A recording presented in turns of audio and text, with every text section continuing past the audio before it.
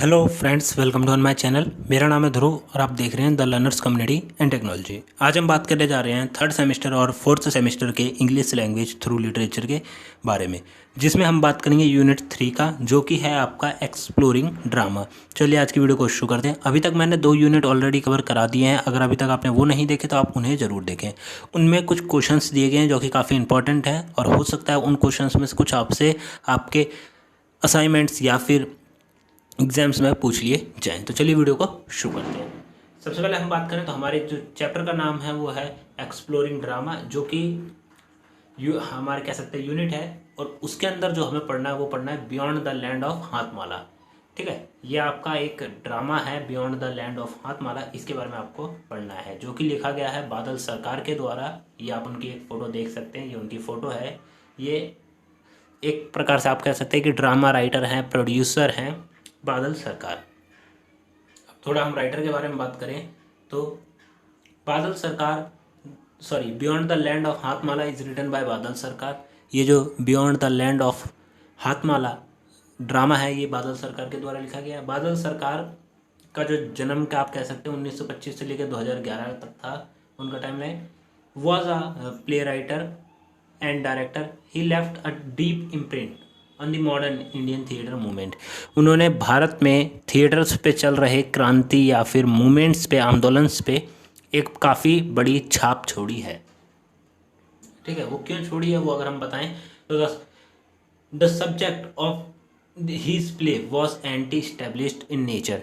जो इन्होंने प्ले लिखे, जितने भी इन्होंने ड्रामा लिखे, प्ले लिखे, ठीक है, उनका एक मोटिव था। वो मोटिव था एंटी इस्टेब्लिश्ड इन नेचर, मतलब प्रकृति में जो हम एंटी इस्टेब्लिश्ड ऐसी अप्राकृतिक चीज़ें करते हैं उसके ऊपर इनका प्ले है। After taking inspiration from Grotowski poor theatre. ठीक है, ग्रुटवास्की एक राइटर हैं जिन्होंने पुअर थिएटर ड्रामा लिखा है, तो वहाँ से इंस्पिरेशन लेके who started a movement in India theatre called third theatre. उन्होंने इंडिया में थर्ड थिएटर नाम से एक मूवमेंट स्टार्ट करी, जिसके काफ़ी सारे पॉइंट आउट है। अगर वो हम देखें तो वो है two kind of theatre popular in European culture. 2 तरह के थिएटर यूरोपियन कल्चर में पॉपुलर थे, जो कौन कौन से हैं। पहला है इंस्टुलाइज्ड ट्रेडिशनल थिएटर, फिर एवेंट ग्रेड थिएटर। ये 2 तरह के थिएटर उस समय पे काफ़ी ज़्यादा फेमस थे जब बादल सरकार थे। उसके बाद बादल सरकार का थर्ड थिएटर क्या है। 2 type of folk and rural theatre genre, urban proscenium theatre. ये 2 तरह के थिएटर के बारे में इन्होंने बताया गया है बादल सरकार के थिएटर में। उसके बाद सरकार road play for third theatre. जो भी बादल सरकार प्ले लिखते थे वो किस लिए लिखते थे, थर्ड थिएटर के लिए। Which were free from the limitation imposed by traditional theatre. Traditional theatres में जब हम कोई ड्रामा प्रेजेंट करते थे या फिर कोई प्ले प्रेजेंट करते थे तो काफ़ी सारे लिमिटेशंस होते थे, मतलब काफ़ी हदों में रहकर किसी व्यक्ति को काम करना पड़ता था। पर थर्ड थिएटर जो कि एक क्रांति या फिर एक मूवमेंट था, उसमें कोई भी लिमिटेशंस नहीं थे। These play were design to performed anywhere and under all condition because whatever is necessary for the stage group theater group can easily carried by themselves। तो बादल सरकार के द्वारा जितने भी प्ले लिखे गए वो इस प्रकार लिखे गए थे कि उन्हें किसी भी माहौल में, किसी भी सिचुएशन में करा जा सकता है। ठीक है, भले ही कैसा भी माहौल क्यों ना हो उसमें किया जा सकता है। दूसरा, ये इसलिए लिखे गए थे कि जो भी चीज़ें नेसेसरी हैं किसी प्ले को करने के लिए, क्या क्या नेसेसरी हो सकता है, साउंड सिस्टम और बाकी ड्रेसेस, मेकअप, ये सब चीज़ें नेसेसरी हैं, तो जो ग्रुप है वो अपने साथ वो सब चीज़ें कैरी कर सकता है। आप देख सकते हैं ये 2 तरह की फ़ोटो हैं जिसमें ये लोग ड्रामा प्ले कर रहे हैं। ठीक है, एक ये वाली है जिसमें ये लोग ड्रामा प्ले कर रहे हैं और बाकी लोग देख सकते हैं आप, ये बैकग्राउंड में जो लोग हैं वो देख रहे हैं ड्रामा को, क्योंकि ये ओपन में हो रहा है। The distance between the stage and people was eliminated bye staging. अब बादल सरकार के थर्ड थिएटर में जो भी डिस्टेंस था इनके बीच में, लोगों के बीच में और थिएटर के बीच में, उसे ख़त्म कर दिया गया। अब आप यूरोपियन कल्चर के थिएटर देखेंगे तो आप देखेंगे कि बीच में काफ़ी ज़्यादा गैप होता है। थिएटर काफ़ी आगे होता है और उसके बाद लोग काफ़ी पीछे बैठते हैं, लोगों को डार्कनेस में बैठाया जाता है और थिएटर पे ही रोशनी होती है। पर थर्ड थिएटर मुहिम में ऐसा कुछ भी नहीं था। In traditional theatre where a stage is lighted and the audience sits in darkness also about absent here. अब जो भी लोग अंधेरे में बैठते थे थर्ड थिएटर में, अब उन्हें रोशनी में बैठाया जाता है। Things which are necessary for play are costume, makeup, light, sound system, set, seat, scenery, spectacular, stage purpose are not going to use in third theatre. ठीक है, जो भी चीज़ें जैसे कि ड्रेस हो गई, मेकअप हो गया, कॉस्ट्यूम हो गई, साउंड सिस्टम हो गया, सीनरी हो गई, ये सब चीज़ें अब थर्ड थिएटर में यूज़ नहीं की जा रही थी। ठीक है, थर्ड थिएटर में जितनी भी चीज़ें हैं वो सब लोग अपने आप ही इंतजाम करते थे, पहली बात। दूसरी बात, सीनरी इनरी लोग यूज़ नहीं करते थे, वो सिंपली खुद ही पेड़ों, जैसे कि अगर आप कहें पेड़ों की बात करें तो पेड़ों जैसा बन के खड़े हो जाएंगे, भालू जैसा बन के खड़े हो जाएंगे, इस प्रकार के रोल वो खुद ही प्ले करते थे। The play happen in hall और courtyard or in a free open source open space. These three are using in third theater only by acting play happen. तो थर्ड थिएटर में कहीं पे भी थर्ड थिएटर का आप कह सकते हैं ड्रामा हो सकता है या फिर प्ले हो सकता है, वो खुले में भी हो सकता है और हॉल में भी हो सकता है। दूसरा, ये सब लोग प्ले करते थे रोल हर एक चीज़ का। हर एक चीज़ से अर्थ है कि पेड़ से लेके भालू और कैरेक्टर सबका रोल प्ले किया जाता था, भले ही वो नदी का रोल ही क्यों ना हो। ठीक है, सब कुछ लोग ही प्ले करते थे। On stage actor can only acting show their expressions by the become play successful. लोग अपनी एक्टिंग के थ्रू ही बताते थे कि प्ले किस बारे में है। Sarkar only want to bring theatre for a working class marginalised people otherwise who can not afford luxury theatres. Badal Sarkar चाहते थे कि हर कोई व्यक्ति थिएटर का लुत्फ उठा सके, चाहे वो वर्किंग मतलब काम करने वाला व्यक्ति हो, चाहे कि वो कोई गरीब हो या फिर सताया हुआ व्यक्ति हो, कोई भी व्यक्ति हो वो थिएटर का मज़ा ले। अब कुछ लोग होते थे कि वो थिएटर का अफोर्ड नहीं कर पाते थे टिकट, तो इसीलिए वो थिएटर नहीं जाते थे। बट थर्ड थिएटर मुहिम में इन सबको भी थिएटर पर मज़ा देने को मिला। People did not come with the cost in third theatre and of the performance who want to contribute can do. लोग पैसे लेकर थर्ड थिएटर में नहीं आते थे, अगर वो परफॉर्मेंस के एंड में चाहते थे कुछ देना तो वो दे सकते थे, पर उन्हें कोई जोर नहीं था। उसके बाद बात करें, क्वेश्चन आता है कि हाउ इज़ बादल सरकार third theatre different from conventional theatre. तो इसका आंसर आप लिख सकते हैं, ये 6 पॉइंट्स हैं। ठीक है, बादल सरकार के थिएटर में पैसा नहीं लगता था, एक्स्ट्रा इफेक्ट्स नहीं थे, वर्किंग और यानी किस सभी लोगों के लिए था। The theme play shows by the acting. Play का जो थीम था वो लोगों के द्वारा दिखाया जाता था एक्टिंग करके। Distance between stage and people was removed. लोगों के बीच की दूरियां हटा दी गई थी। और people do not sit in darkness. लोग अंधेरे में नहीं बैठते थे। अब बात करें हमारा जो प्ले है beyond the land of Hattamala, उसके बारे में, तो the beyond the land of Hattamala written by Badal Sarkar for the third theatre.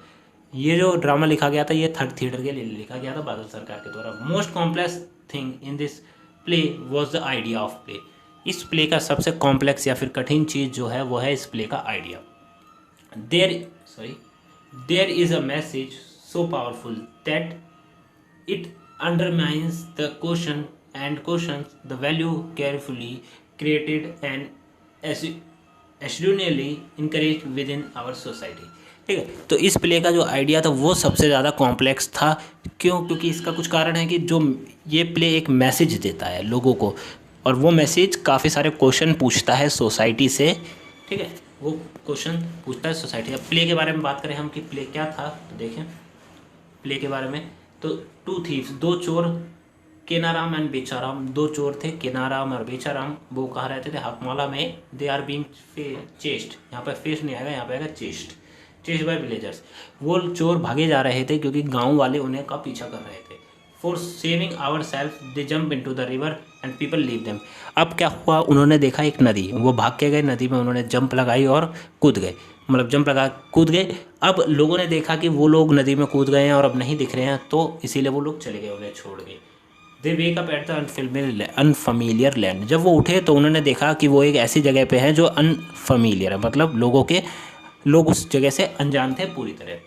They are unable to understand that land because there is no concept of money और ओनरशिप। अब वो लोग एक ऐसी जगह पे थे जहाँ पे पैसे का कॉन्सेप्ट नहीं था, और दूसरा ओनरशिप, मतलब किसी के ऊपर किसी का राज नहीं था, किसी भी चीज़ के ऊपर किसी व्यक्ति का राज नहीं था, सब कुछ पब्लिक प्रॉपर्टी थी। ठीक है, कोई भी व्यक्ति कुछ भी यूज़ कर सकता था, कुछ भी खा सकता था। एक ऐसी जगह पे ये लोग पहुँच गए थे। अब each citizen is provided cloth food except according to their need. ठीक है, तो हर व्यक्ति को खाना, कपड़े और जो भी उनको चीज़ें चाहिए वो उनकी ज़रूरत के अनुसार उन्हें दी गई।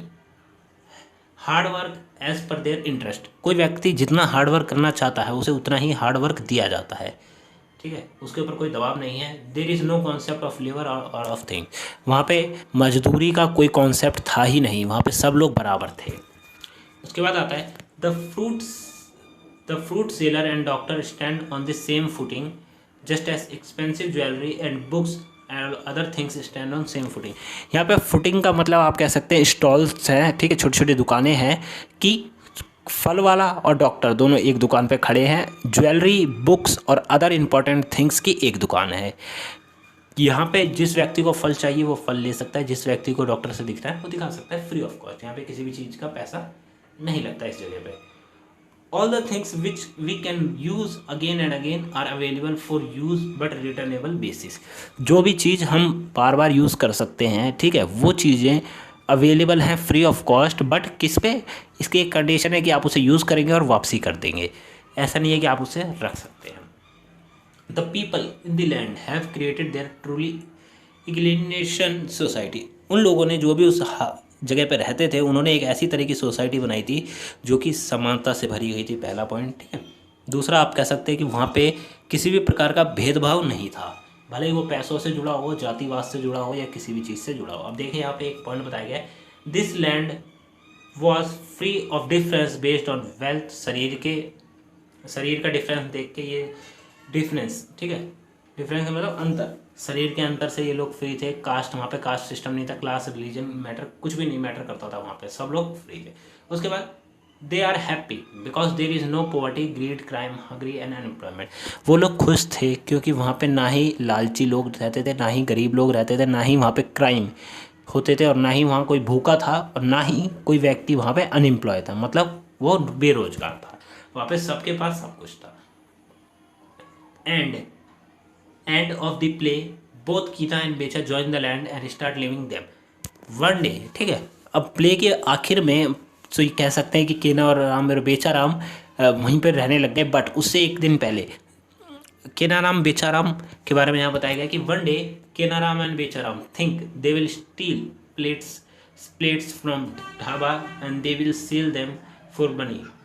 ठीक है, केनाराम और बेचाराम दोनों चोरों ने सोचा कि हम जाएंगे ढाबे पे और वहाँ से प्लेट चोरी कर लेंगे और उसके बाद उसे बिक देंगे, किसके लिए, पैसों के लिए। But after few time they realise, उन्हें कुछ समय बाद उन्हें रियलाइज़ हुआ कि यहाँ पे कोई पैसों का कॉन्सेप्ट है ही नहीं, तो उन्हें पैसा देगा कौन प्लेट के बदले, ये उन्हें पता चला। ठीक है, उसके बाद यहाँ पे बात करें, 2 क्वेश्चन लिखे गए, explain the plot of the play, how is new land different from Hattamala, ये आपको बताना है। उसके बाद यहाँ पे कैरेक्टर्स की बात की गई है, तो यहाँ पे 10 मेन कैरेक्टर्स हैं जिसमें से 2 कैरेक्टर तो फिक्स हैं जो कि चेंज नहीं होंगे, कौन, केनाराम और बेचाराम। उसके बाद बाकी जो कैरेक्टर हैं वो अपने रोल प्ले कर रहे हैं अकॉर्डिंग देयर। सीन सेटिंग की बात करें तो there is no special effect on the stage and the scene is created by the actor themselves. ठीक है, तो ये थी आपकी, यहाँ पे आप देख सकते हैं फोटोज़ के थ्रू बताया गया है। ये पहली फ़ोटो है जिसमें लोग भाग रहे हैं, ये 2 गाय बनी हुई हैं, आप देख सकते हैं। उसके बाद ये वाली जो फ़ोटो है ये नदी का सीन है, आप देख सकते हैं, ये नदी है, ये पानी की लहरें हैं। उसके बाद केनाराम और बेचाराम देखिए नदी में कूद चुके हैं। उसके बाद ये लोग जो खड़े हैं ये विलेजर्स हैं, ये लोग देख रहे हैं। उसके बाद यहाँ पे आप देख सकते हैं ट्री, ये सब के सब पेड़ बने खड़े हुए हैं, आप देख सकते हैं यहाँ पे सीनरी का यूज़ नहीं किया गया है, यहाँ पे सिंपली पेड़ लोग खुद बने हैं। उसके बाद आप देख सकते हैं पिक नंबर 4 में, या फिर जिसमें आप फोटो नंबर 4 जिसमें लिखा गया है कोकोनट ट्रीज। ठीक है, ये लोग जो है खड़े हुए हैं ये कोकोनट नारियल के पेड़ बने के दिखा रखे हैं। Town is made housing gates fountains, आप देख सकते हैं इसमें टाउन है, टाउन में हाउस भी बने हुए हैं, घर भी हैं, बीच में फाउंटेन, फुहारे भी हैं। ठीक है, घर के दरवाजे भी दिखाए गए हैं। उसके बाद बात करें ईटरी, ईटरी मतलब ढाबा, यहाँ पे लोग फ्री ऑफ कॉस्ट आते हैं और खाते हैं, आप देख सकते हैं यहाँ पे कुछ लोग बैठे हुए हैं खा रहे हैं। अब उसके बाद कीना making hole in the wall, villagers are the wall, अब देख सकते हैं कीनाराम और बेचाराम जो प्लेटें चोरी करने के सोच में थे वो लोग अब यहाँ पे काम कर रहे हैं, और ये जो लोग खड़े हुए हैं ये दीवार का रोल प्ले कर रहे हैं और एक कैरेक्टर दीवार में गड्ढा करने की कोशिश कर रहा है। People of new land singing and dancing, अब देख सकते हैं आप प्ले का आखिरी सीन में जो लोग हैं वो नाच रहे हैं और गा रहे हैं क्योंकि वो खुश हैं अपने उससे। ठीक है, तो ये था आपका आज का चैप्टर। आपको आज की वीडियो कैसी लगी आप हमें जरूर बताएं। वीडियो अच्छी लगी तो वीडियो को लाइक करें, चैनल को सब्सक्राइब करें। इसके नोट्स डिस्क्रिप्शन बॉक्स में दिए गए टेलीग्राम चैनल पर आपको मिल जाएंगे, आप वहाँ जाइए, हमें मैसेज करिए। अदरवाइज़ मैं वहाँ पे अपलोड कर दूंगा तो आपको ये वहाँ से आप डाउनलोड कर सकते हैं। और प्लीज़ इस वीडियो को जितना हो सके उतना अपने फ्रेंड्स के साथ शेयर करें, काफ़ी मेहनत लगती है, तो एक लाइक जरूर करें। मिलते हैं अगली वीडियो में। Thanks for visiting on my channel guys.